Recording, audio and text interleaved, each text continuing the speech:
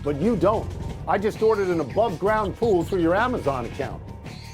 Well, why you would waste packing me on an above-ground pool? What is this, 1968? You're going to take Super 8 movies of the kids splashing in it? What are you talking about? Oh, 1968. That was fun. That was fun. Welcome to PTI, boys and girls. In today's episode, the Celtics eliminate the Heat, Philly bigwigs try to block Knicks fans, and Kendrick Perkins joins us for 5 good minutes. But we begin today with the Dallas Mavericks beating down the Clippers in LA last night, 123-93. That's an embarrassment. Luka Doncic had 35 points, 10 assists, and 7 rebounds, and he is supposedly ill and injured. James Harden and Paul George combined for only 22 points. They shot 6 of 25 from the field. Wilbon, was this about Doncic being great or Harden and George not delivering? Oh, very much both. You know, one of my favorite phrases in life, since you know me forever, is more than one thing can be true. And that is the case with this, Tony. I mean, Luka Doncic was great. He played through that injury. He wasn't himself. He was short on a lot of shots because he couldn't produce the lift that he normally gets. He don't get that much. But, Tony, the Clippers, even when they had a 14-2 stretch, I said consistently, I don't trust them. Not at a championship level. It's not that each one of those 4 guys, and Kawhi didn't play again, is not a great player going to the Hall of Fame. Fine. But together in a season, in a postseason, there's too much evidence where you can't trust them. James Harden, there's this great stat out there that this was like his 13th game in his career where he shot 20% or less in a playoff game. Come on now. I mean, I'm not big on body language and energy. It's hard for me. It's hard for anybody who didn't play the game at that level to assess that. But I'm looking at the game, well, what are they doing? Russell Westbrook's the only guy who can come out here with energy, and you know he can't hit a shot from beyond 8 feet most of the time. But, Tony, yes, Luka was great, and he brought everybody else with him in this new Dallas surge. Kyrie Irving has been a 10 in the playoffs. But the Clippers, come on. Yeah. So they have now played 5 games against each other. James Harden has had 2 really good games, and both of those games were won by the Clippers. Yeah. Last night wasn't really good unless you consider 7 points something that you want to strive for. Paul George had 1 really good game. Game 4, he had 33 points. He shot 11 for 19. Last night, not good. Oh, let's see. Non-game. Unless you consider 4 of 13 something you want to strive for.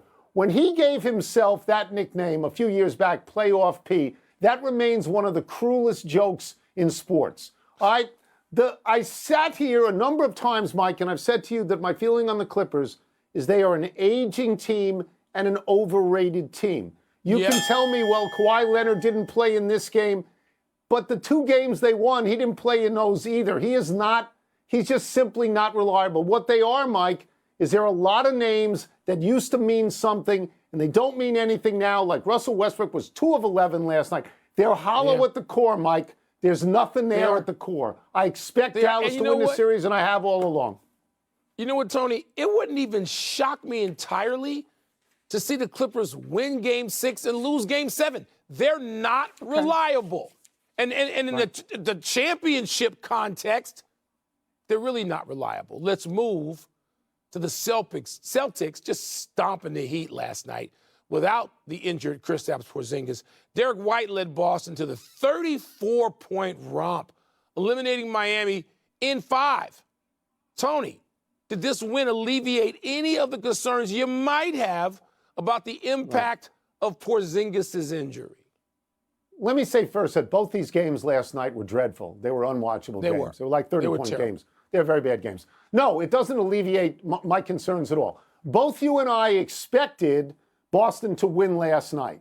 Since Boston lost Game 2 in Boston, they won 3 in a row by 20, by 14, by 34, somewhere in that range. They won 2 of them in Miami. Miami doesn't have Jimmy Butler. They're not competitive in a series against Boston without Jimmy Butler. I mean, they're really not. Let me check my notes on this because Game 2 was the outlier, Mike. In that game, Boston shot 23 of 43 from 3. That's 54%. In all the other games. Miami did, yeah. 33, Miami did. 33 of 127 from 3. That's 26%. That's less than half. My concern about Porzingis is not about Miami. It's not even about the winner of Orlando, and Cleveland. It's not. I just think that he's the biggest player they've got. When he gets on the court, he gives other players space to shoot. And if you don't have that, your options are lessened. The one thing I cannot explain, Mike, and I can't explain it, is how come Boston is 22-4 now without Porzingis? I can't Tony, I'd explain have to go back and look at those 26 games and see who they were against. But let's look forward. That's a perfect launch point. Because if they play either Denver or Minnesota in the finals, these are teams with size, okay? When you got Rudy Gobert out there, maybe Defensive Player of the Year again, and Karl Anthony Towns maybe playing the best, not the most prolific, but the best of his career, meaningful games, and getting to a point where he's, showing some maturity. You need Porzingis out there. You need some size out there. And yes, I agree. You're right about the other thing. A jump shooting team, if they're going to shoot that many threes, he provides space. And if he's not there, he can't do it. I agree. I agree with all of that. If they don't hit threes and they got no big people, they're done. Even though I think they're the best team in the league. We move now to the great anticipation of Game 6 in Philadelphia tonight between the Sixers and Knicks. Knicks fans showed up en masse in Philadelphia for Game 4. The Sixers ownership does not want this to happen again, so they bought up 2,000 seats, which they intend to give to first responders and healthcare professionals, among others. Once they're assured these people are Sixers fans, not imposters, Wilbon, is this fair or foul? It's very fair. It's not just fair. There's a brilliance to it. I mean, you're trying to rally your community to do something they failed to do in the last game. And I don't know, they should just heed the encouragement of Julius the Dr. Irving, who sort of begged them on social media the other day, hey, can you show up? Can you be what you're supposed to be? So this is great. Josh Harris, who I'm getting to know as the owner of the Commanders, also owner of the Sixers and the other ownership people in that group. Yes, Tony, because they're giving it to them. Giveaways. Not saying, oh, no, you've got to prove your worth and your loyalty and you got to pay me for these. No, this is a giveaway. This is a good thing. And if the Sixer people don't respond and if the New York Knicks fans overrun that place, I'm going to trash Philly fans again tomorrow. I don't want to hear from them. I'm apologizing to my friends Stephanie Clemens and Dwayne McKnight. Philly fans, you people better show or you get trashed. You people. You and I disagree on this. I remember a few years back this happened in hockey. Tampa Bay decided they would not sell any tickets to people that did not live in the playoffs. To people that did not live in Florida. Wait, let me go on. Okay. And they checked billing addresses and they checked zip codes. And they didn't want anybody in their arena that was going to root for another team. One of the other teams in that arena, by the way, was the Chicago Blackhawks. Furthermore, they said in certain seats that are on television a lot, you can't wear the opponent's jersey. You can only wear the Tampa Bay jersey. And if I remember correctly, and I'm sure I do, we both trashed it. We said it was a cheap trick by a rube city. This is no different to me. Yes, I'm not going to say it's a bad... Wait, let me finish. I'm not going to say it's a bad idea to give these things away to first responders. I'm not going to say that. But the principle behind this, Mike, the principle is you can't come in our gym unless you root for our team. And I think that shows a lack of confidence. I think that shows Philadelphia's nervous. I think it shows they're nervous. I do. That's true. But, Tony, it is different. You said the word sell. That's where I stopped you. Sell. These are giveaways. No, I understand that part. I don't have to give you tickets. Sell. You're giving me money. That's not the case here. The people they're giving them away to have to prove they're Sixers fans. Let's take a break. Giveaway. Coming up, Stay home. The NBA acknowledges missed calls that could have changed the outcome of the Sixers' win over the Knicks back in Game 5. We'll ask Kendrick Perkins about that.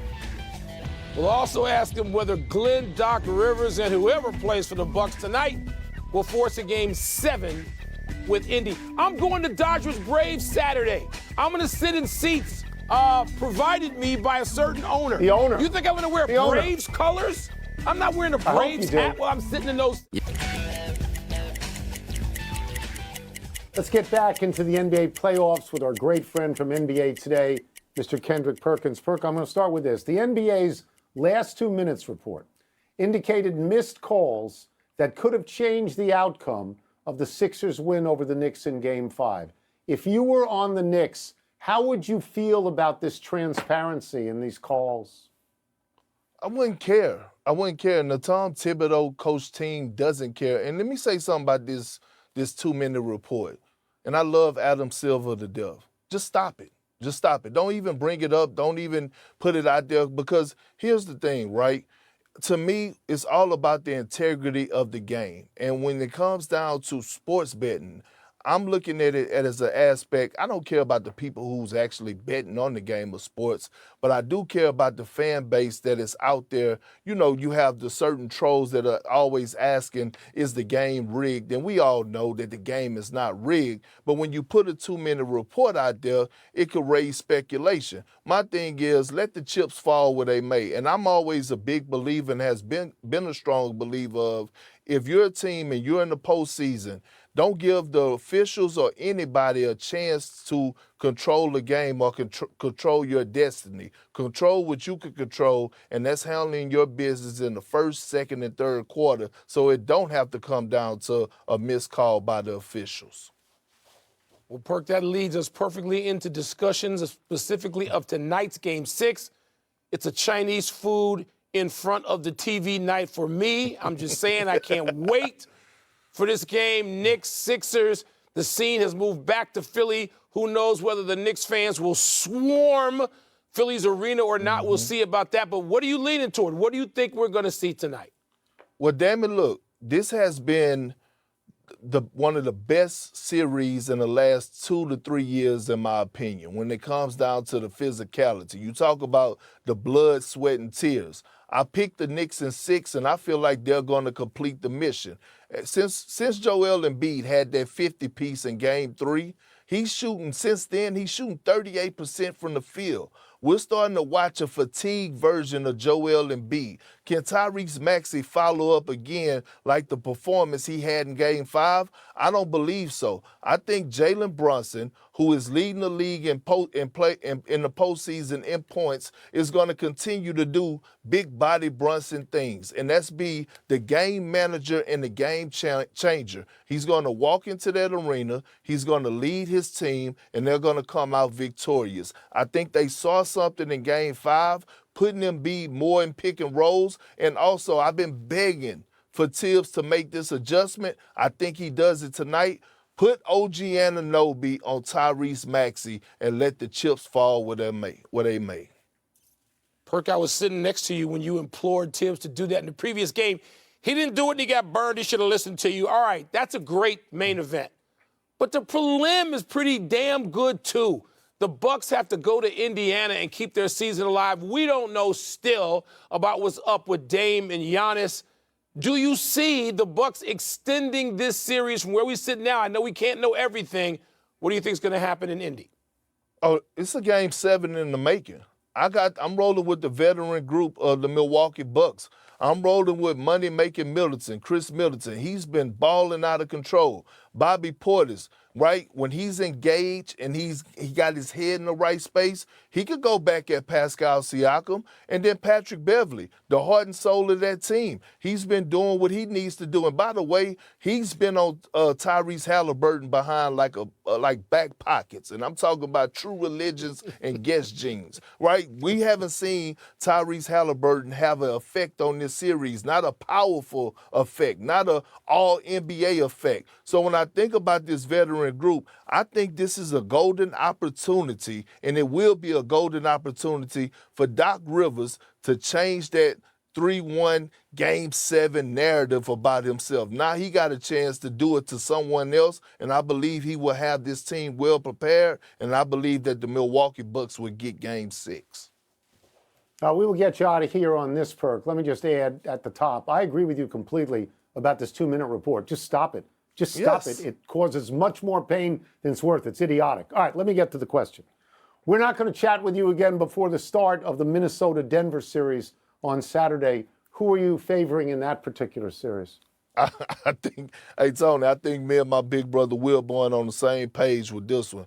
Damn it, I'm on the Anthony Edwards ship, and I'm going to have to go down with it if it sank in this series. I believe in this young man so much. I believe in his leadership. I believe in his tenacity, and I believe in his want to tuck all these guys that are superstars or that's quote-unquote ahead of him tuck them night-night and put them to bed. When I look at the Minnesota Timberwolves right now, Karl Anthony Towns, he looks 100% healthy. He's going to be a matchup problem. I feel like Rudy Gobert is going to be able to hold his own against Jokic. I'm not saying he's going to stop him, but I think he's going to do a better job of what we saw out of the Los Angeles Lakers. And then 2 pointers here. Jamal Murray is not 100% healthy, dealing with that calf strain. Caldwell Pope, he turned his ankle. And when you're talking about those dogs, Jaden McDaniels, Anthony Edwards, and Mike Conley on the perimeter, defensively, you got to be on your best. We saw that with Devin Booker, Bradley Beal, and Kevin Durant. I got Minnesota winning this game, this series in 7 games, and I'm rolling with Anthony Edwards. Ant-Man. Thank you so much, Tony doesn't know about Ant-Man, Perk. Tony ain't ready for Ant-Man yet. He gonna learn. I'm not staying up that late. That's not what I do. Thank you, Perk. Let's take one last break. Still to come. Should Mike Tyson be listed as the underdog against Jake Paul? Oh, really? please. Maybe. Oh, stop. Maybe. And the Oilers dispatched the Kings last night. Should they be considered, Edmonton, the Stanley Cup faves? Why are the Knicks and Philadelphia playing at 9 o'clock? They're East Coast Main teams. event, like a Why are they prize playing fight. at 9? Like No, a big tight. This is local for us. Grim was one of the Hogs, the nickname given to the offensive line of the Washington football team in their glory years, the 1980s and 90s. There was Grim, Joe Jacoby, Head Hog, George Stark, Jeff Bostic, Jim Lachey, Doc Walker, Raleigh McKenzie, Mark May, Mark Schlereth, among others. Their line coach, Joe Bugle, was Boss Hog. They used to sit in a shed after practice and drink beer, and they always invited John Riggins to join them. Grim was a 3-time Super Bowl winner. He was a 3rd-round draft pick out of Pittsburgh and played left guard for Washington for 11 seasons. Grim was elected to the Hall of Fame in 2010, the only one of the Hogs to be there, which is a shame. You know, Tony, Joe Jacoby should be in the Hall of Fame. I know he had some tough luck with Lawrence Taylor, who didn't. But the quarterbacks changed, the running backs changed. I know John Riggs is in the Hall of Fame, so is Art Monk. But the offensive line, with Russ Grimm being the star of the stars, they were the stars of that offense. And Joe Gibbs, there's no doubt about that. People don't even understand how great they were. Happy anniversary, Roger Federer and Rafael Nadal. On this day 17 years ago, when both were near their primes, the two tennis greats played an exhibition match on a court that was half grass, half clay. Symbolism was obvious. Federer is an 8-time champion on grass at Wimbledon. Nadal is a 14-time champion on clay in Paris. As we watch Nadal try once again to return to form at 37, it's hard to overstate their dominance. Federer was in 31 different major finals. He won 20. Nadal was in 30 major finals. He has won 22. They played each other in major finals 9 times. Nadal won 6, Federer 3. Wilbon, you can continue to say that Djokovic is greater than both of them, and I will continue to disagree. I know, because you hate Djokovic. It's okay. I could put on the objectivity he had at least for a few minutes, or try to. Tony, he's got the victories. He's got more, and he's on line for more. He's gonna lap those guys. You can't keep saying he's not, because he is. I can, and I just did, and I'll say it again. Happy trails to Los Angeles Kings. It's been a bad week for Los Angeles playoff teams. The Lakers are out. The Clippers are teetering. The Kings are out. Edmonton knocked the Kings out last night in Game 5 as Leon Draisaitl scored 2 goals and the Oilers won 4-3. This is the 3rd straight year that Edmonton has beaten the Kings in the first round of the playoffs, and they're getting more efficient. Took 7 games in 2022, 6 in 2023, and 5 this year. Connor McDavid had 2 assists, leads all NHL players in scoring in these playoffs with 12 points. The Oilers will play the winner of Vancouver and Nashville in the second round. Tony, there was so much energy in that game last night, and it's 2-2, and Draisaitl scores, you just go, whoa, and Edmonton just took off. I want to see Edmonton in the Stanley Cup final. I want to see Connor McDavid. I want to see Draisaitl. There's stars on that team. I hope they get there. Let's go to the big finish if we could. The Wolves are planning for head coach Chris Finch to travel to Denver for Saturday's Game 1. Your thoughts? He needs to be there. I know his leg is busted, but he's not playing. He didn't have to cross anybody over in the open court or guard somebody. Hope he's out there. Odds makers have made Mike Tyson the underdog in his July 20 fight against Jake Paul. That's garbage, but are you surprised? Well, Mike Tyson's 57 years old. I'm not that surprised. The Twins have won 10 straight. Are you impressed? 7 of them are against the White Sox, the worst team in the history of baseball, so not all that much. Mookie is now hitting .377 with an OPS of 1100. Is this significant at the beginning of May? He's a great, great player, and he's at a new position, shortstop. He's great. Yeah. Last one, Bruins at Maple Leafs, Game 6 tonight. Who you got? You know, the Bruins are probably going to win this game and crush hearts in Toronto again. But I'm taking the Maple Leafs to force at least a Game 7, Tony. Leafs to force Game 7. Okay. A lot of time. We'll try and do better the next time. My friend Eddie likes Forever Young in the Derby. I'm Mike Wilbon. Same time tomorrow, Knuckleheads. You can get the podcast on the Apple Podcast. Tony, watch Toronto-Boston. It'll be exciting.